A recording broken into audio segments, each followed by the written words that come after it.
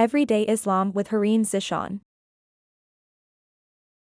السلام علیکم مائی YouTube family, کیسے ہیں آپ؟ امید کرتی ہوں کہ سب ٹھیک ہوں گے۔ آپ میرا YouTube channel every day Islam with Hareen Zeeshan دیکھ رہے ہیں تو سب سے پہلے آپ میرے چینل کو سبسکرائب کر دیں اور بیل نوٹیفیکیشن کو بھی آن کر دیں۔ تو چلیے اپنی ویڈیو کا آغاز ایک اچھی سی بات سے کرتے ہیں۔ لوگ کہتے ہیں غم سہ جانے کے بعد انسان بہادر ہو جاتا ہے، مگر ایسا نہیں ہوتا۔ غم سہتے سہتے انسان بہادر نہیں ہوتا، بلکہ غم دوسروں کو بتانا چھوڑ دیتا ہے، اور کبھی کبھی تو عام سی بات پر بھی بے بس بچے کی طرح چلا اٹھتا ہے۔ آج میرا ٹاپک ہے سفر کا مہینہ۔ سفر کا مہینہ بھی ہے تو میں نے سوچا چلو سفر کے مہینے پر ہی آپ کو کچھ انفارمیشن دے دیتی ہوں ویڈیو کے ذریعے۔ سفر کے اصل معنی جو ہوتے ہیں وہ خالی ہونے کو کہتے ہیں۔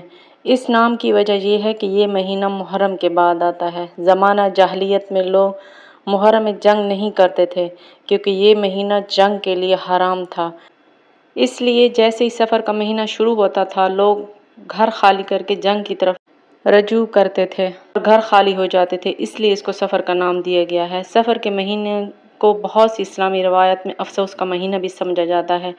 یہ مہینہ امام حسین علیہ السلام کی شہادت کے ساتھ جڑا ہوا ہے جو محرم کے مہینے میں ہوئی تھی۔ سفر کے مہینے میں مسلمانوں کے لیے بہت سی اہم تاریخوں اور واقعات کا حوالہ بھی دیا جاتا ہے، جن میں امام حسین علیہ السلام کی شہادت کا چھٹا مہینہ، عبداللہ بن عباس کی وفات، حضرت عائشہ صدیقہ کی وفات، حضرت عمر بن خطاب کی وفات۔ ماہ سفر کو صبر کا مہینہ بھی کہا جاتا ہے کیونکہ اس میں صبر اور ثابت قدمی کی بہت ضرورت ہوتی تھی۔ 7 صفر کو نواسۂ رسول امام حسین علیہ السلام کا وصال ہوا تھا۔ 2 صفر کو حضرت زید بن علی کا، 24 صفر کو شہادت بی بی زینب علیہ السلام، 25 کو شہادت بی بی فضہ۔ اس مہینے میں پیش آنے والے واقعات اور غزوات پیش آنے کی وجہ سے اس مہینے کی اہمیت سے انکار نہیں کیا جا سکتا۔ البتہ قرآن و سنت میں اس مہینے کو کوئی خاص فضیلت ثابت ہے، نہ ہی اس میں کوئی مخصوص عبادت مسنون ہے۔ اس مہینے کو منحوس سمجھنا، یہ سب چیزیں وہمی خیال ہیں، ان کا دور دور تک کوئی واسطہ نہیں۔ بخاری شریف میں حضرت انس رضی اللہ عنہ سے روایت ہے کہ حضور پاک صلی اللہ علیہ وآلہ وسلم نے فرمایا، کوئی مرض متعدی نہیں اور نہ بدفعلی کوئی چیز ہے، نیک فعل یعنی اچھا کلمہ مجھے پسند ہے۔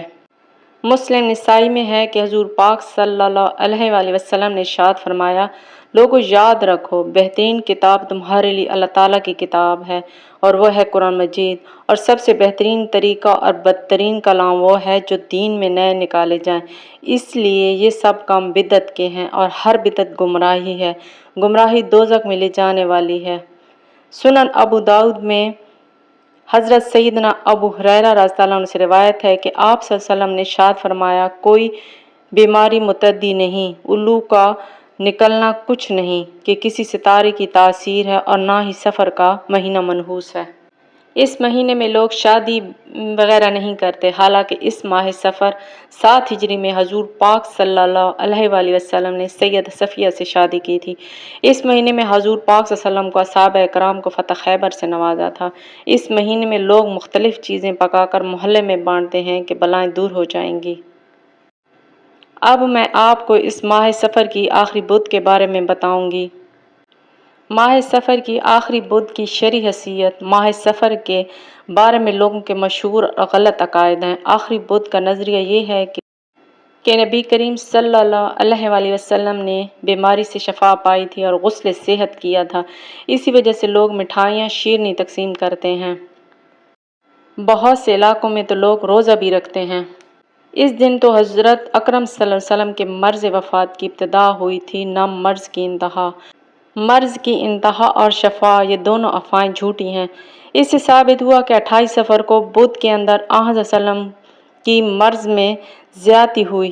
یہ ماہ سفر کی آخری بدھ تھی۔ یہ دن تو مسلمانوں کے لیے خوشی کا دن ہی نہیں ہے، اس دن کو منانا یہ تمام باتیں خلاف شرع اور ناجائز ہیں۔ حضرت ابو ہریرہ رضی اللہ عنہ سے روایت ہے کہ رسول پاک صلی اللہ علیہ وسلم نے ارشاد فرمایا، سفر کے مہینے کو منحوس سمجھنا توہم پرستی ہے جس کی کوئی حقیقت نہیں۔ صحیح بخاری کی آیت 57 میں یہ حدیث ہے۔ اب میں اجازت چاہوں گی اس بات کے ساتھ، हीरों को परखना हो तो अंधेरे का इंतज़ार करें, धूप में तो कांच के टुकड़े भी चमकते हैं। ओके, अल्लाह हाफिज़ माय यूट्यूब फैमिली, अपना ख्याल रखिएगा। वीडियो को लाइक, कमेंट और चैनल को सब्सक्राइब कर दें।